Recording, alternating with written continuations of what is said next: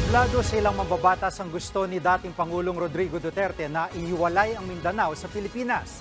Hindi raw kasi yan pwede sa ilalim ng kasalukuyang konstitusyon. Nasa frontline ng balitang yan si Camille Samonte. Sa gitna ng hidwaan sa politika, gustong ihiwalay ni dating Pangulong Rodrigo Duterte ang Mindanao sa Pilipinas at magkaroon ng sariling gobyerno. Gusto ko talaga, gusto ko na. Magsawa na ako sa ilang presidente na kasi. Kung ganon lang naman kayo dyan sa Luzon, pati sa Visayas, bahala kayo. Mindanao is rich. Sinabi niya yan sa isang news conference sa Davao City kagabi. Ayon kay Digong, gagawin nila yan sa pamamagitan ng pangangalap ng mga pirma tulad ng ginawa sa People's Initiative para sa charter change.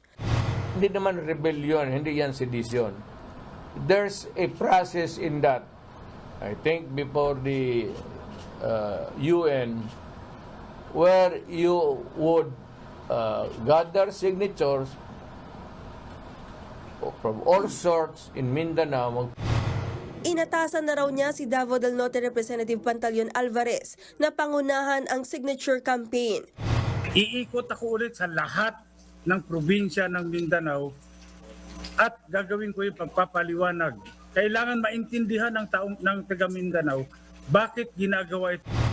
Pero para sa ilang kongresista, kailangan pang pag-aralan yan. Mindanao have been at the end of a minimum or minimal attention from the national government. Pero do sa punto na secession o i-separate natin, teka muna, ako personally gusto kong pag-aralan.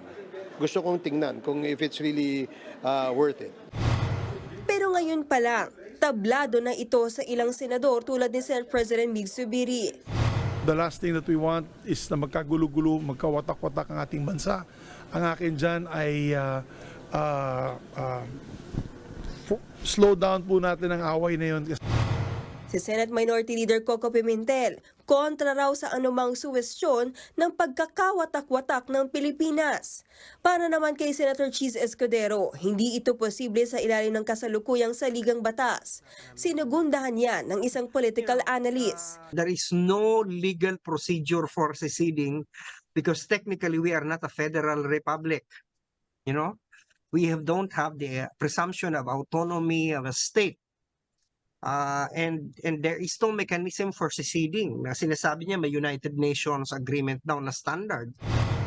Hindi rin daw akma gamitin ng People's Initiative para ihiwalay ang Mindanao. It's kind of ironic because they oppose the People's Initiative to amend the Constitution. And now that they're going to use the same strategy to secede from the country, I don't know how these people who probably are advised by lawyers would even think that there is a constitutional way out for a secession. People's Initiative is only applicable for amendments of the Constitution, assuming that there is an enabling law. Nagbabalita mula sa Frontline, Camille Samonte, News 5.